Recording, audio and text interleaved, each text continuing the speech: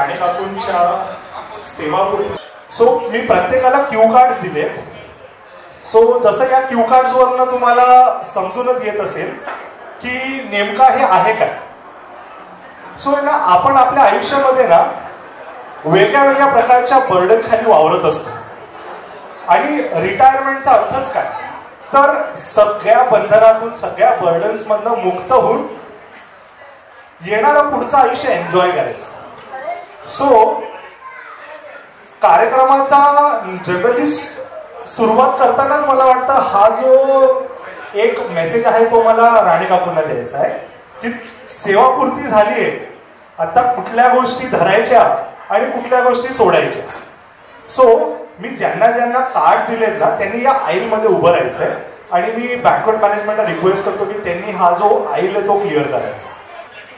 ही जी activity आहे ना याच्यामध्ये बेसिकली आपल्याला आपण हरताल कशी करतो माहितीये तुम्हाला.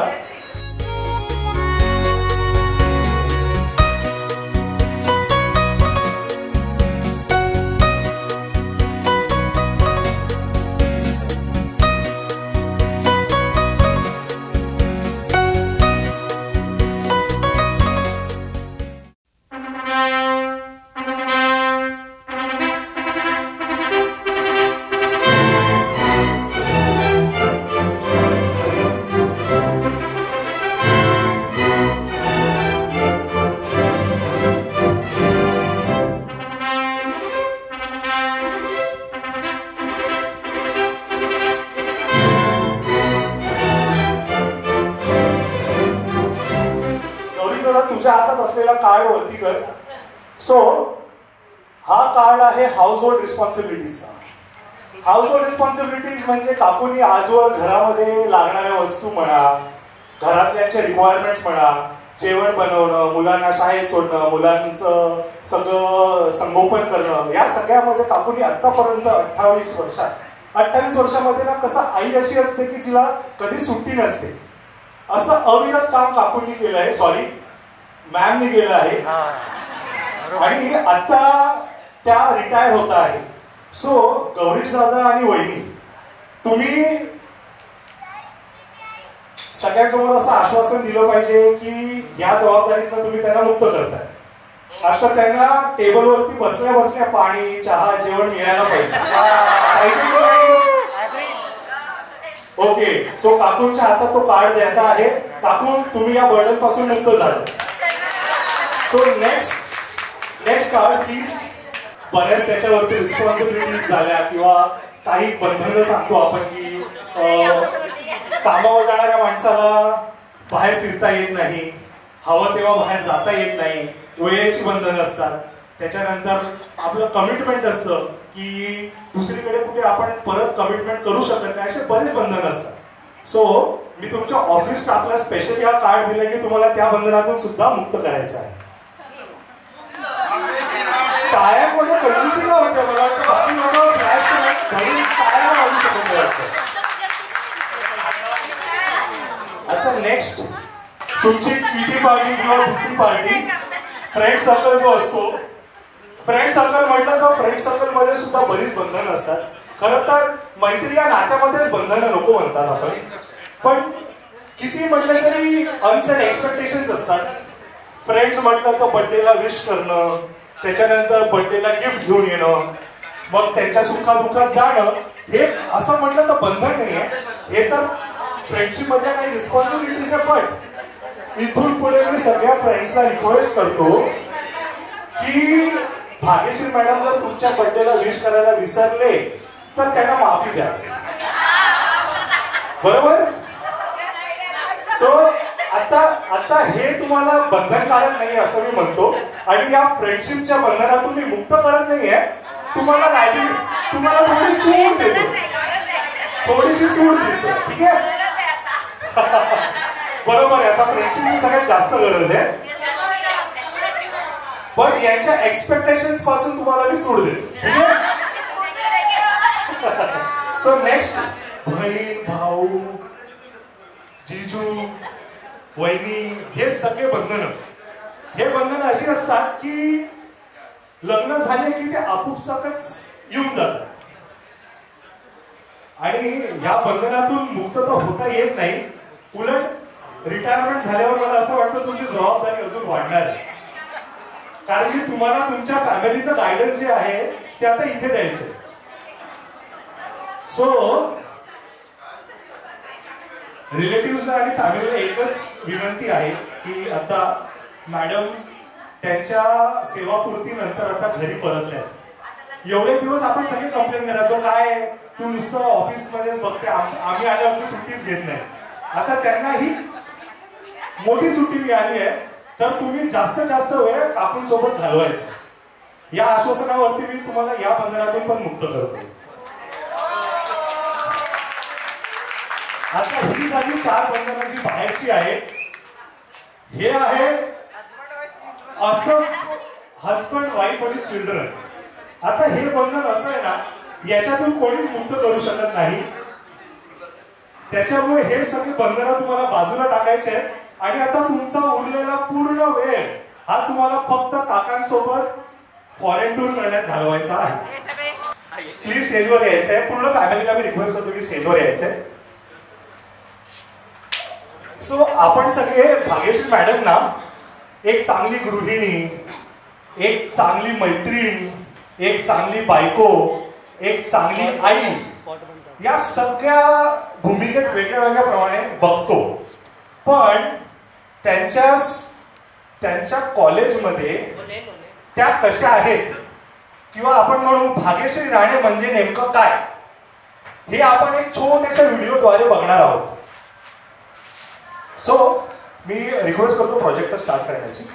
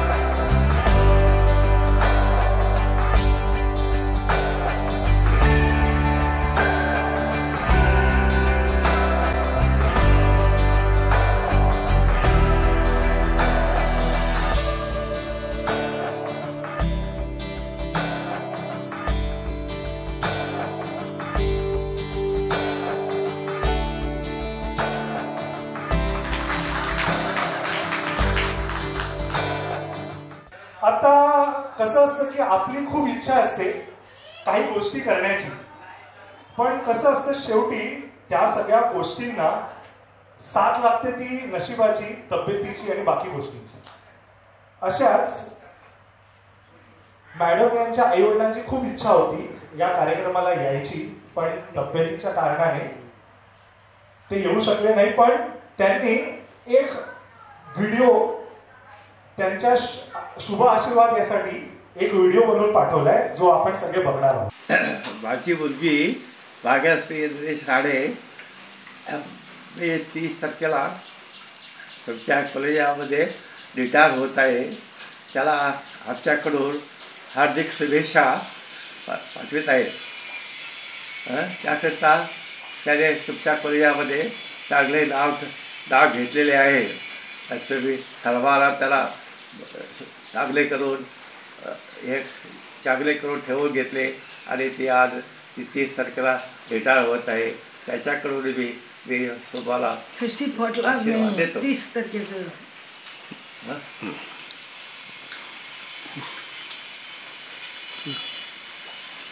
मी राजश्रीची आई बोलते.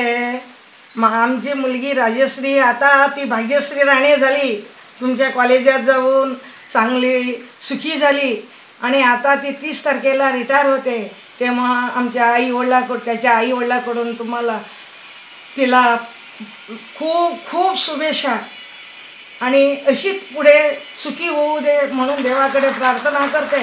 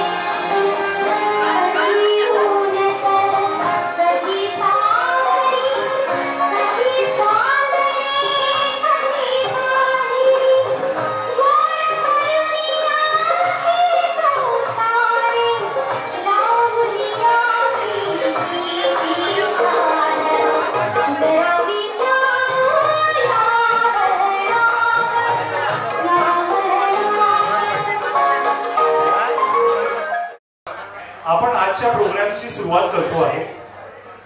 सो मी आजच्या गेस्ट ऑफ ऑनर भाग्यश्री राणेंना विनंती करतो की त्यांनी स्टेजवर यायचं आहे आणि स्थानपन्न व्हायचं आहे.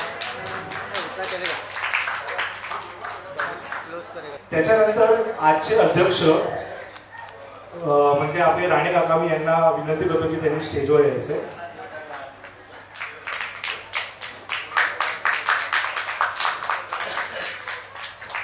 व त्याच्यानंतर राणे काकांचे साडू भाऊ म्हणजे शरद के नाईक यांना मी विनंती करतो की त्यांनी स्टेजवर यायचंय व आपल्या आसनावर विराजमान व्हायचे. शीतल काकी यांना विनंती करतो की त्यांनीही स्टेजवरती यायचंय व स्थानपन्न व्हायचंय.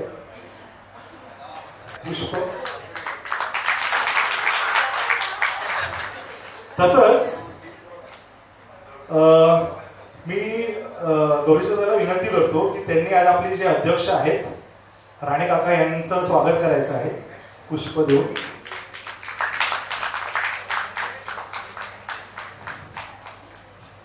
याचबरोबर आपले शरद के नाईक यांचं स्वागत करायला मी पुन्हा गौरीशदाला बोलवतो आहे. गौरीशदा तू स्टेजवरच राहिलास तरी चालेल.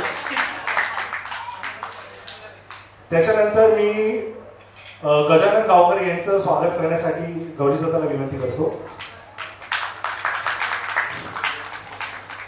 तसंच शीतल काकी यांचं स्वागत करण्यासाठी मी श्वेता वहिनी यांना विनंती करतो की त्यांनी त्यांचं स्वागत करावं.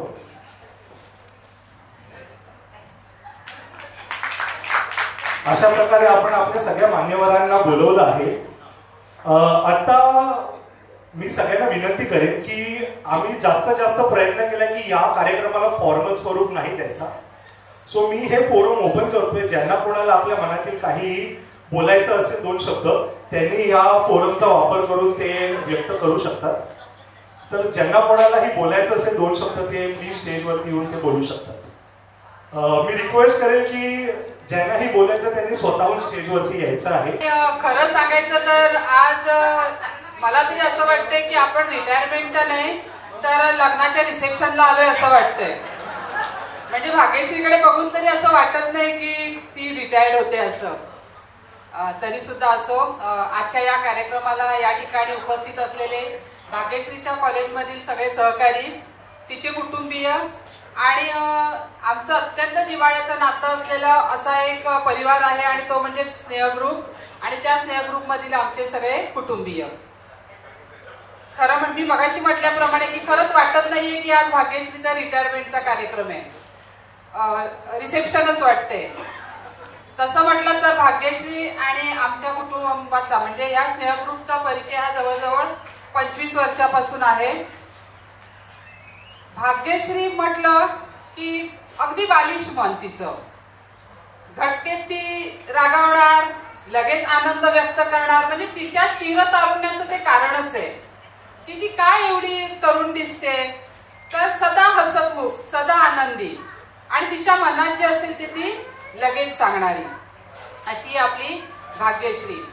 एका अतिशय सात्विक कुटुंबात तिचा जन्म झाला. तिच्या आई वडिलांपर्यंत आम्ही पोचून आलो, म्हणजे तिच्या गावी आम्ही गेलो होतो. खरोखर एवढं छान वाटलं ना की आम्हाला असं वाटलं की आम्ही आमच्याच माहेरी गेलोय. असं वाटलंच नाही आम्ही की पाहुणे म्हणून गेलोय.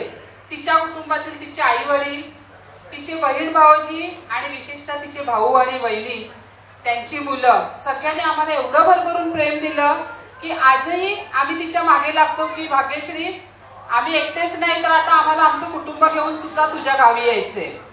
अशी आमची भाग्यश्री. आपल्या कामावर तिची अतिशय श्रद्धा. बऱ्याच वेळेला आम्ही जेव्हा आमच्या किटी पार्टीज मधून एकमेकींना भेटतो त्यावेळेला बऱ्याच वेळा आम्ही दोघे एका गाडीवरून प्रवास करतो आणि त्या प्रवासात आमच्या थोड्या वेगळ्या गप्पा होतात की आपण नोकरी करतो, काय आयुष्य आपलं. परंतु खरं सांगायचं तर नोकरीमुळे आम्ही निरोगी आहोत. या नोकरीमुळे एक शिस्त असते आयुष्याला. सकाळी वेळेवर उठणं, वेळेवर नाश्ता, वेळेवर जेवण, वेळेवर धावपळ, यामुळे खरं म्हणजे आम्ही निरोगी आहोत. भाग्यश्री ज्या ठिकाणी कामाला म्हणजे ज्या ठिकाणी ती नोकरी करत होती त्या ठिकाणी ती अतिशय आनंदी होती.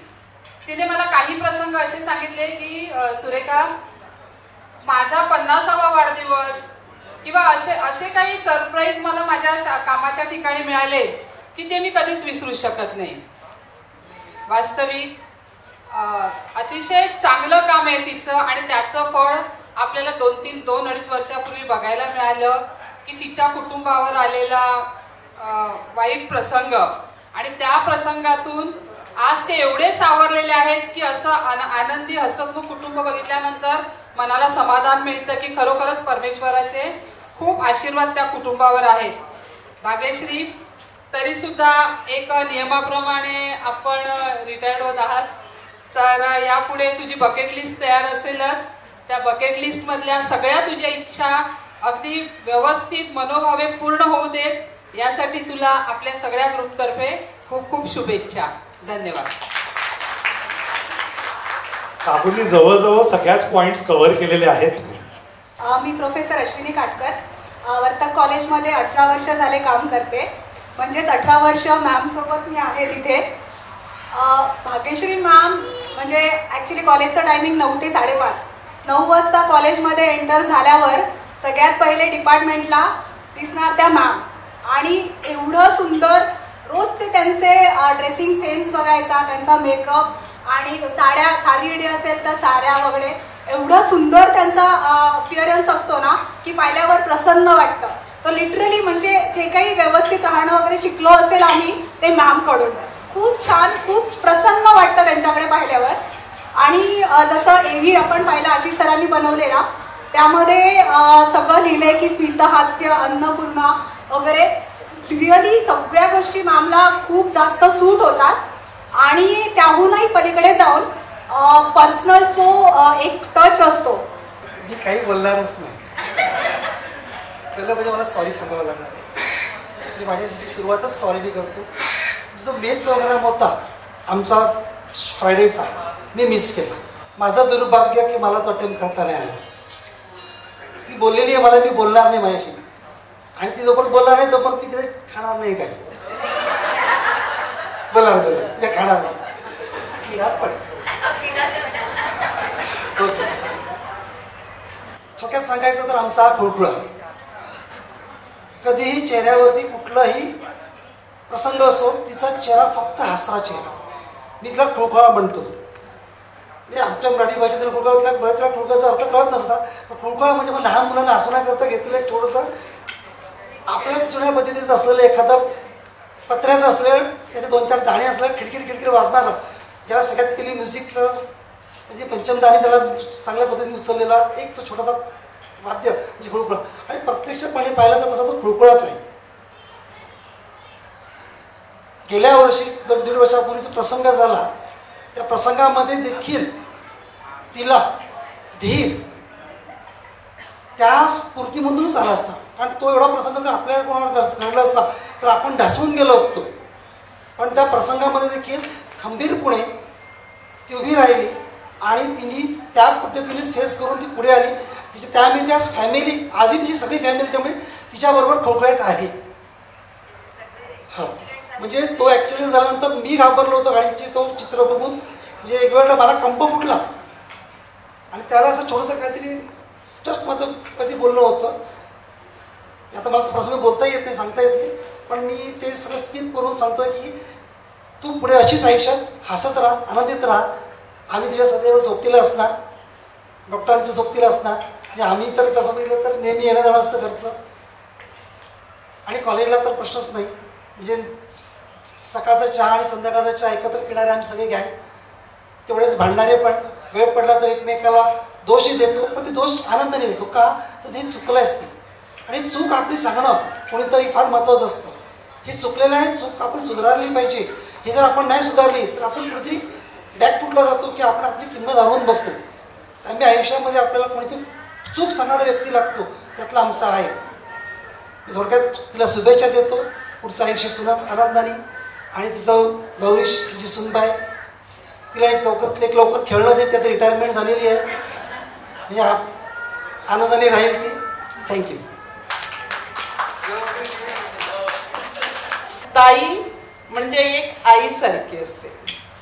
म्हणजे ताई आईला काही फरक नाही आहे.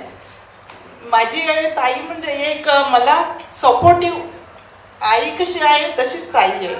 आता आई नसलं तर ताई मागे आहे म्हणून मला खूप आईचं कधीतरी एकदा तरी आईचं काय झाल्यावर तर ताई आहे माझ्याबरोबर.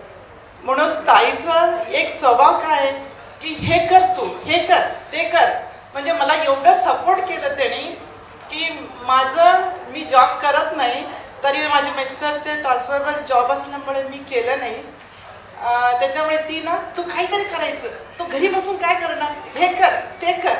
म्हणून मी तारापूरला आमचं ट्रान्सफर झालं तेव्हा ही बॉम्बे जवळ होतं ना, तेव्हा तिने काय म्हटलं टपरवरचं एक कॅटलॉग घेऊन आली आणि माझ्या मिस्टरला दाखवलं आणि असं हे कॅटलॉग घे आणि काहीतरी बिझनेस सुरू कर. मिस्टरने काढून एवढा महाग कोण घेणार. तर मी पण राहिली असं आणि जाताना काय म्हटलं ठेवून घे, कधीतरी तुला होईल. आणि मग तर मी पण विचार केलं. आता ते कॅटलॉग घेतला आणि दुसऱ्या दिवशी अशी बाहेर पडली तर माझी एक टॉमसिपचं लाईफ होता.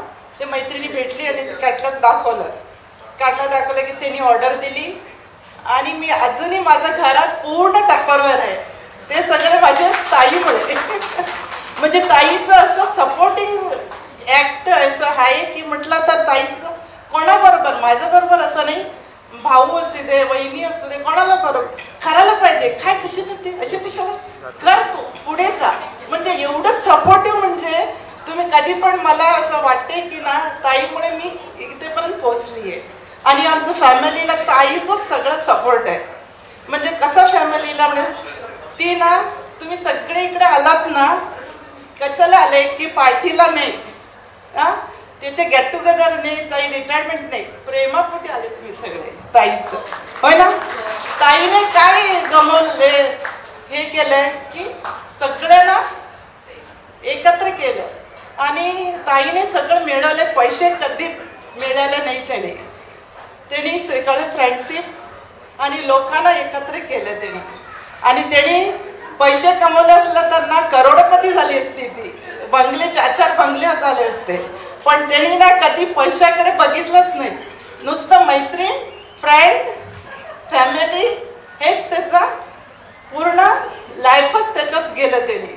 त्यांनी पैसे कधी पैसे आज येतात उद्या जातात, तेच त्याचे माइंडमध्ये अजून पण आहे. पण माणूस कधी भेटत नाही, ते एक त्याचं मनात आहे. आणि म्हणून तिने ना आमच्या फॅमिलीला एवढं सपोर्टिव्ह, जशी आई कशी पकडून ठेवते ना तशी ताईने आमची फॅमिली सगळे पकडून ठेवले. या त्याच्या हजबंडच्या साईडला असू दे, आमचं साईड असू दे, कुठले पण त्यांनी त्याचा एक स्वभावच आम्हाला अजूनही आम्ही भांडतो पण दुसऱ्या दिवशी एकत्र पण होतो. मग ते स्वभावच ना मला खूप असं सांगा वाटते.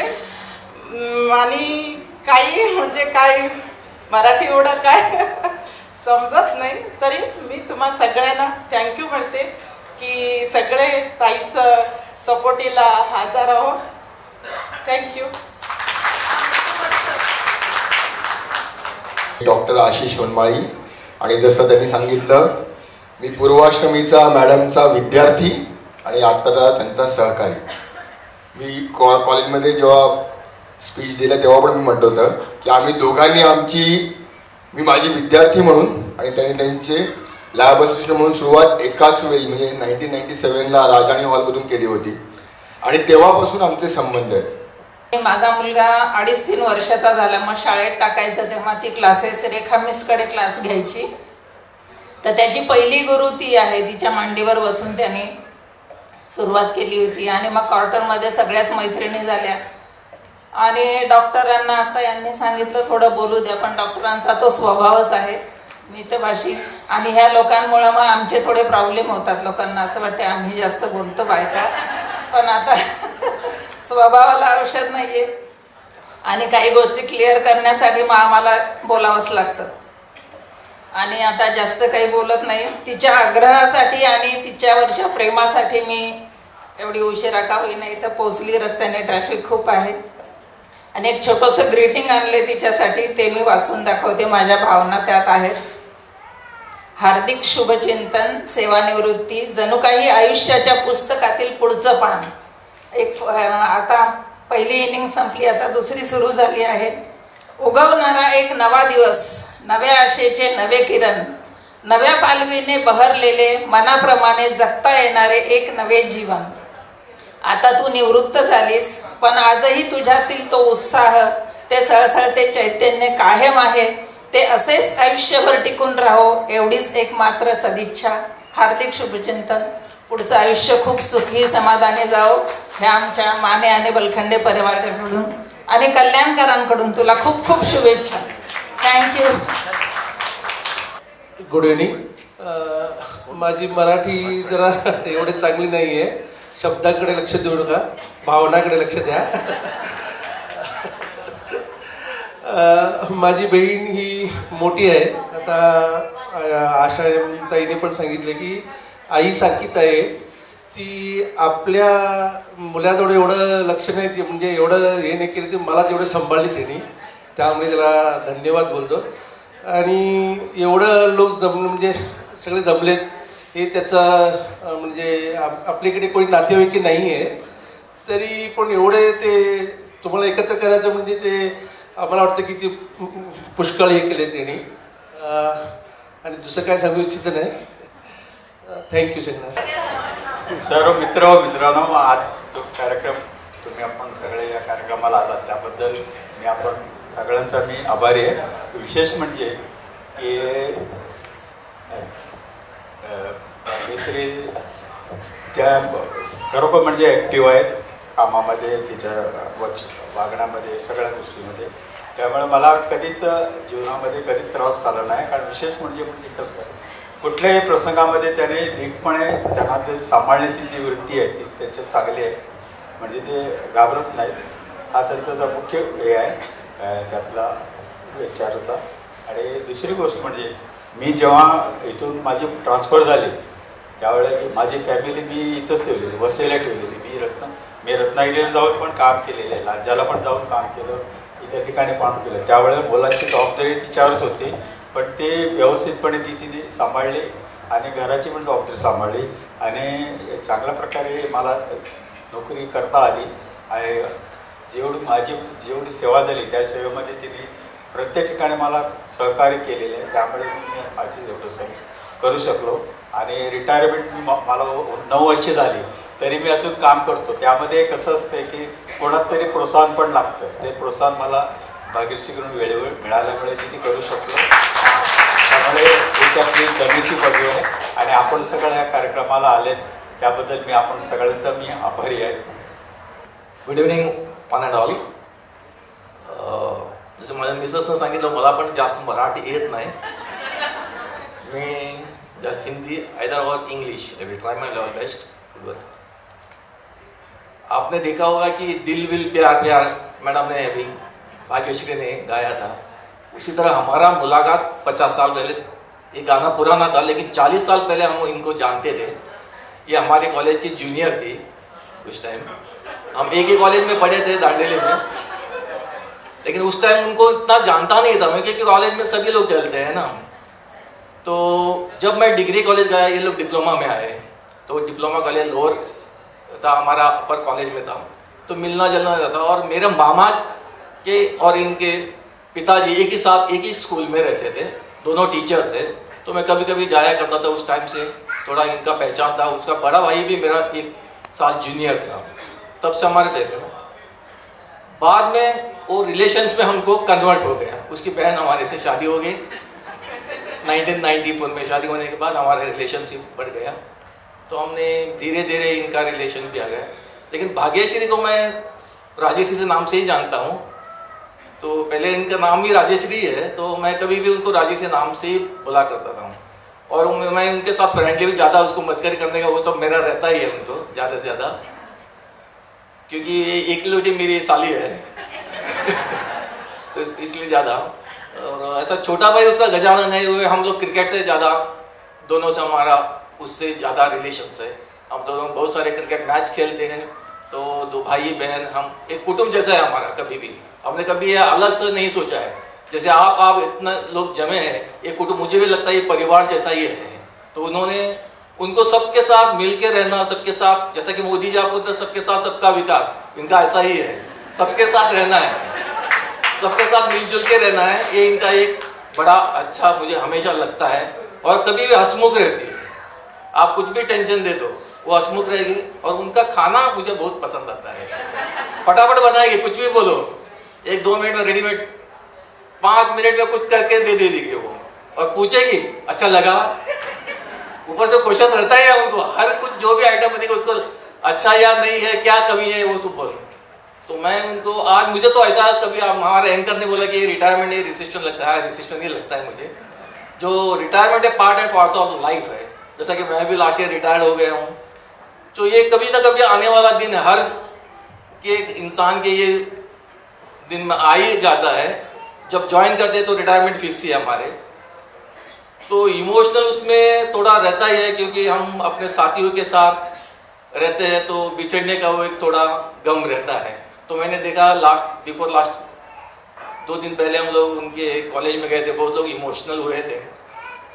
तो ऐसा हर जगह ये होता ही है, हमारे भी रिटायरमेंट में ऐसे हुआ था। बाकी सब मैं मानता हूँ कि ये इमोशनल थोड़ा अटैचमेंट के साथ हो रहते हैं। मैं ज़्यादा और कुछ नहीं कहूँगा। I wish her and his family happy healthy retired life. Thank you. नमस्कार. जसे सगळ्यांनी सांगितलं की त्यांना मराठी चांगलं येत नाही, मी पण त्या लाईनमध्ये आहे. मला पण चांगलं येत नाही तरी मी ट्राय करते.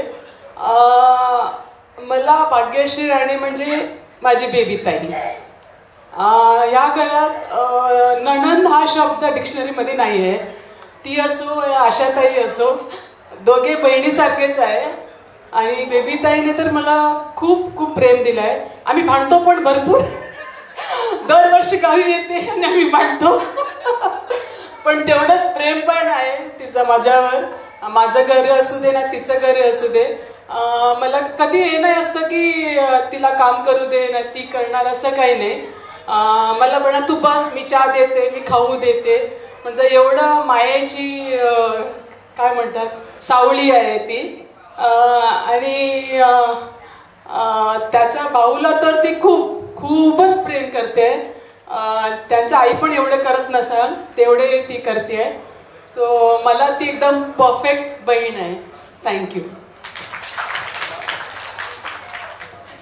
मी भाग्यश्री तुमच्या समोर उभी आहे. मनात अनेक भावना, अनेक आठवणी घेऊन. हा दिवस एवढा लवकर येणार असं मला वाटत नव्हतं, पण शेवटी रिटायर हे वयाचं बंधनामुळे रिटायर होणार. 58 म्हणजे रिटायर, नाहीतर ते रिटायर असं नसतं तर मी अजून काम केलं. 58 नसतं तर अजून मी 65 पर्यंत करू शकली असते, पण 58च आहे ना, म्हणून मला रिटायर व्हायला भाग पडला. पण सगळ्यांचा मला खूप प्रेम, खूप आठवणी, सगळं मला येत राहणार. मी तुमच्यापासून कुठे जाणार नाही. माझा स्नेहग्रुप तर आहेच माझ्यासोबत. फक्त मला मी मिस करणार आहे फक्त माझं कॉलेजमध्ये मला एंट्री करणार, तेवढे मला आनंद व्हायचा की घरचं कधीच मला आठवण यायची नाही.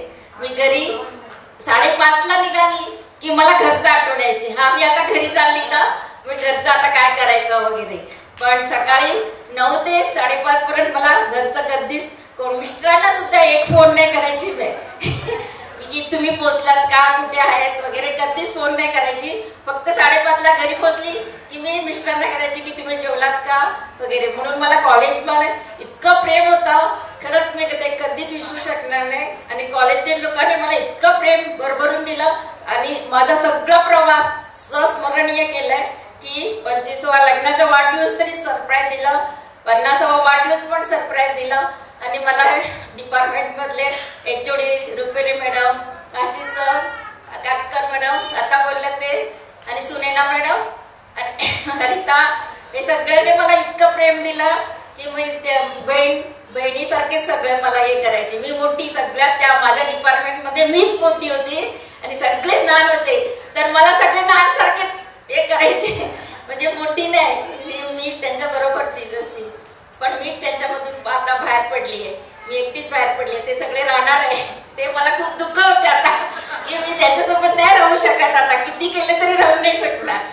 म्हणून मला काय करायचं आता मी ते मानून घेणार आणि हसत खेळत राहणार. माझं पुढचं आयुष्य मला माझ्या फॅमिली मध्ये माझ्या नवऱ्याने आणि सोनूने मला भरपूर प्रेम दिलं आणि मला गंभीरपणे माझा तू नोकरी कर कधीच असं बोलले नाही की त्यांनी पण मला कधी नोकरी सोड असं बोलले नाही. तू नोकरी कर आणि 58 पर्यंत नोकरी करू शकले मी. सोनूने पण मला भरपूर सपोर्ट केलं आणि आता मुलीचं एक कमतरता ती मला सुनेने श्वेताने भरून काढली. मला आता मी खरंच देवामुळे खूप लक्की समजते की माझं फॅमिली माझ्यासोबत राहील आणि आई वडिलांच्या आशीर्वादामुळे मी सगळं मी करू शकली. विदाऊट आई वडिलांचा आशीर्वाद सासू सासरे तर वरती आहेत पण त्यांचा पण आशीर्वाद मला भरपूर आहे पण आई वडिलांना त्यांच्याकडे पण मला आशीर्वाद आहे. मी तेवढं सांगते आणि आता मी माझं सॉरी थँक्यू व्हेरी मच. तुम्ही या सगळे आलात मला खूप बरं वाटलं. माझ्या प्रेमामुळे तुम्ही आलात ते मला खरंच बरं वाटलं. नाही मला हे थोडं आगळं वेगळं वाटलं. जनरली लोक निवृत्त होतात तेव्हा खूप खुश असतात की बाबा एकदाच कटकटीतून सुटलो. पण हे पहिलं असं व्यक्तिमत्व आहे की जे दुःखी आहे की बाबा आता मला कॉलेजला नाही जावं लागणार. आम्ही 3 वर्षात कंटाळतो की बाबा कॉलेज कधी संपतंय. खरंच यासाठी एकदा जोरदार टाळ्या व्हायला पाहिजे. मी सगळ्या मान्यवरांचे आभार मानतो. कशा की बाकी लोक जे आहे ते जसं पण बोलले माझं एवढा तर स्क्रिप्ट आणि ते सगळं तर नाहीच आहे पण एक शॉर्ट आणि स्वीट शायरी मी केलं होतं आणि ही शायरी फक्त एक शायरी नाही आहे. कशा की when I was boarding the airport when I was on the flight मैं जब भी वहाँ पे बैठा था 3 घंटा मेरे को फ्लाइट में बैठना ही था और वहाँ से मैं सोच रहा था कि क्या करना है बैठे बैठे. तो यही मेरे दिमाग में आ रहा था कि मेरे को मौसी से मिलना है. सो अगर देखा जाए तो मैं कब मिल रहा हूँ यहाँ पे वैसे आने के लिए मेरे को लगभग 7 साल लगे क्योंकि बाकी सारे जगह में मैं घूमता रह गया और जहाँ पे रहना चाहिए था वहीं पे नहीं था. But thanks for the God that अभी भी मैं यहाँ पे पहुंच पाया. इस घड़ी में इस मोमेंट में यहाँ पे था. जो बाकी सब चीज थी असाइड रखते बट एक छोटी सी शायरी जो मैंने पूरे फ्लाइट में लिख के रखा था कि जैसे ही जाऊंगा सुनाऊंगा. इतनी उत्सुकता हो रही थी कि अभी जाऊंगा सुनाऊंगा बट ये मोमेंट के लिए मैं सोचा था कि चलो रख देते हैं थोड़ा अपना भी मन थोड़ा रख लेते हैं.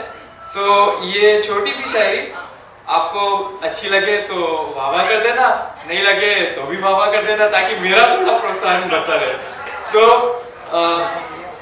मेरी प्यारी मौसी काम से रिटायर हो रही है आप पर प्यार से नहीं. काम से रिटायर हो रही है आप पर प्यार से नहीं. आपकी मुस्कान आपकी बातें दिल से जाती ही नहीं. आपकी मुस्कान आपकी बातें दिल से जाती ही नहीं. जो दिया आपने वो कभी भूल नहीं सकते हम. जो आपने दिया वो कभी भूल नहीं सकते हम. मेरी माँ जैसी मौसी जो हमेशा लाड़ प्यार देती है मुझे वो कभी ना भुला सकते हैं और ना ही कभी भुलाएंगे हम.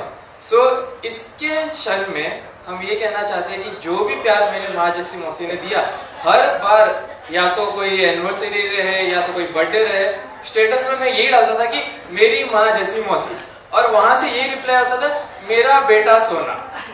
अब मेरा नाम समर्थ है और सोना वो अपने बेटे को बुलाती थी बट यही मेरे को पसंद आता था क्योंकि वो अपना बेटा ही मानती थी. तो ये छोटी सी शायरी मेरे तरफ से. क्या बात आहे. इर्शाद ऑडियन्स मधून भरपूर रिक्वेस्ट आहे की वहिनी आणि दादांनी अजून मनोगत व्यक्त नाही केलंय. गौरीश दादा तू मागे नको जाऊ पुढे ये. नाही लवकर पुढे. वहिनी तुम्ही पण बाहेर पाहू नका. सरांना तर माहितीच आहे माझी मम्मी कशी आहे एनर्जेटिक आहे. ड्युरासेलची बॅटरी आहे. ड्युरासेलची बॅटरी तर कधी थांबेल पण मम्मीची एनर्जी काय थांबणार नाही. त्यामुळे एवढं सांगतो की ही गाडी काय थांबायची नाही कोणासोबत काय थांबायची नाही. आणि आता तर मी फक्त माझ्यातर्फे हे एवढं सांगतो की तुमचं आता जे आयुष्य होतं तुम्ही जे कॉलेजमध्ये जे केलं आता याच्या पुढे ही माझी जबाबदारी आहे आणि हे मी तुम्हाला करून दाखवेल आणि hopefully I will make you proud in future. So या माझी वाईफ पण आहे तिला आपण खूप काय सांगायचं आहे याच्या पुढे ती सांगेल.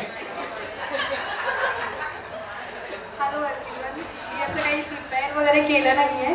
आणि जसं सगळ्यांनी म्हटलंय की मला मराठी येत नाही, मराठी येत नाही, पण मला येतं, मला चांगलं बोलता येतं. मी एकच शब्दाने माझ्या सासूबाईंना, म्हणजे मी तिनं सासूबाई नाही म्हणत, माझी मम्मीच म्हणते, एकाच वर्डमध्ये मी त्यांना डिस्क्राईब करेन, शी इज अन एव्हरग्रीन लेडी. आणि ती अशीच राहू दे, मी देवाशी प्रार्थना करते. आणि ह्यापुढे असं मी म्हणेन की ज्या काही तिच्या ट्रॅव्हल विशेस आहेत ते असं तिने आता टिक मार्क करायला चालू करायला पाहिजे. आणि मी आता तिचा जो काही भार आहे तो मी घ्यायला, म्हणजे रिस्पॉन्सिबिलिटी घ्यायला मी तयार झालेली आहे. सो मम्मी तयार व्हा. थँक्यू. नाही, या गोष्टी दोघे व्हिडिओ कॅमेरामध्ये रेकॉर्डेड आहे, मी दोघांनाही सांगतो. सो परत याच्यानंतर there is no going back. आणि जसं दादा म्हणाला की I will make you both proud, I will say की you have already made them proud. So round of applause. अशी मुलं असले तर मग आई वडिलांना रिटायर होताना काही वाटत नाही. इथं जोरदार आहे दादासाठी आणि वहिनींसाठी. मला वाटतं जरा जास्त इमोशनल झाले नाही का, थोडस मुवमेंटला लाईट करूया. इथून पुढे जेही गेम्स होणार आहे त्यासाठी मी आत्ताच तुम्हाला सगळ्यांना सॉरी बोलून देतो. नंतर कोणी रागवू नका, आणि रागावला तरी ठीक आहे, माझं घरी जेवण बनलेलं आहे, मी इथून डायरेक्ट पळणार आहे. सो त्याच्यामुळे तुम्हाला काय पुन्हा सापडणार नाही. काकू, कसं आहे की 28 वर्षामध्ये ना तुम्ही कॉलेजमध्ये काम करत असताना काकांच्या बऱ्याच तक्रारी आल्या तुमच्याबद्दल. आता काका असं सांगू शकत नव्हते म्हणून त्यांनी माझ्यातर्फे ही तक्रार नोंदवली आहे. आता एक छोटासा कोर्टरूम ड्रामा होणार आहे इथे. आपल्या इकडे आरोप हा फक्त एका बाजूने होतो आणि मायबाप ऑडियन्सचा जज राहणार आहे. सो बेसिकली काकांनी ज्या ज्या कंप्लेंट सांगितल्या आहेत त्या कंप्लेंट्सवरती आपण काकूंचं स्पष्टीकरण ऐकणार आहोत. आणि ते स्पष्टीकरण जर ऑडियन्सला साजेसं वाटलं तर ठीक आहे, नाहीतर मग आपल्याला काकूंना एक छोटीशी पनिशमेंट द्यायची. ठीक आहे, चालेल? ऑडियन्स रेडी आहे ना जज बनायला? असं आपण खूप जज करतो सगळ्यांना, आता ऍक्च्युअली जज करायचं, राईट? सो काकूंसाठी काकांचा पहिली तक्रार आहे की काकू जेवणामध्ये मीठ विसरतात. जेवणामध्ये मीठ विसरतात. कधीच नाही विसरत. काय म्हणणं आहे जजेसचं? काय म्हणणं आहे? मीठ विसरणं बरोबर आहे? मीठ विसरत नाही. अच्छा, पहिला आरोप त्यांनी सबस्क्राईब फेटाळलेला आहे. ठीक आहे, सो आता काउंटडाऊन आता आपण असं पकडूया 0, राईट? Next question. काकांचं असं म्हणणं आहे की काकूंचा राग नेहमी नाकावर असतो. मला ऍक्च्युली स्पष्टीकरण काकू देणार आहेत, ऑडियन्सला स्पष्टीकरण नाही द्यायचंय. ऑडियन्सला फक्त बरोबर आहे का चूक आहे ते म्हणायचंय, स्पष्टीकरण काकू देणार. अरे पण काकूंना स्पष्टीकरण द्यायचंय. हे बरं आहे, काकूंच्या मैत्रिणी स्पष्टीकरण देत आहे. बरोबर आहे ना? म्हणजे 1 पॉइंट. बरोबर, एक पनिशमेंट फिक्स आहे. आता दुसरं, कुठेही फिरायला गेले की खरेदी शॉपिंग थांबतच नाही.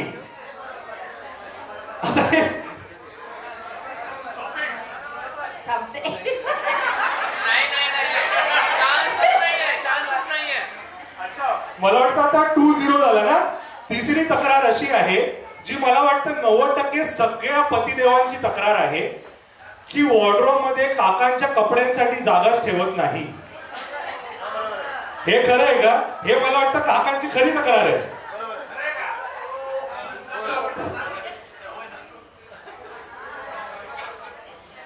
सो मला वाटतं आता 3-0 झाले, राईट? आणि आता ही तक्रार जी आहे, काकांचं असं म्हणणं आहे की मत मांडायची पुरेशी संधी त्या त्यांना देत नाही. म्हणजे इन शॉर्ट बोलायचं झालं तर काकांना बोलू देत नाही.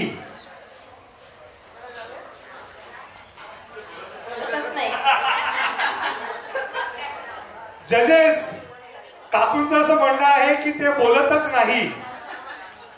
हे किती लोकांना खरं वाटतं? याला काय म्हणायचं, बरोबर की चूक? बरोबर. सो बरोबर. सो हा पॉइंट मला वाटतं हा इथे कॅन्सल होतो. काकांचं असं म्हणणं आहे की काकू ऐकतात माझं सगळं, पण शेवटी त्यांच्या मनाचंच खरं करतात.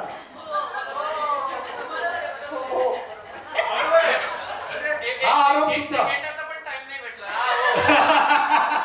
म्हणजे हे पण बरोबर आहे. 4-0. आता हा थोडा पॉइंट कॉन्ट्रोवर्शियल आहे. काकांचं असं म्हणणं आहे की काकू त्यांना ऑफिसला जाताना डबा करून देत नाही.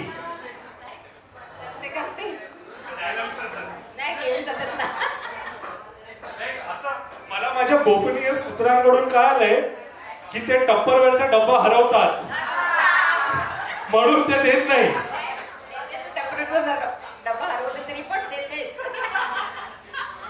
अच्छा, हा कॉन्ट्रोवर्शियल स्टेटमेंट आहे. तो डब्बा ते ऑफिस मध्ये ठेवून येतात आणि असं करून 2-3 डब्बा ऑफिस मध्ये ठेवतात. सो आता या पॉइंट वरती जजेसचं काय म्हणणं आहे? काय करायचं आहे? आरोप ठेवायचा आहे का? अच्छा अच्छा, हा शेवटचा आरोप आहे. काकांचं असं म्हणणं आहे, मी स्वतः डॉक्टर असून माझ्याकडून कधीच औषधं घेत नाही. आजूबाजूच्या लोकांना औषधं दिलेली पडतात, पण डॉक्टर असून माझं काही ऐकत नाही.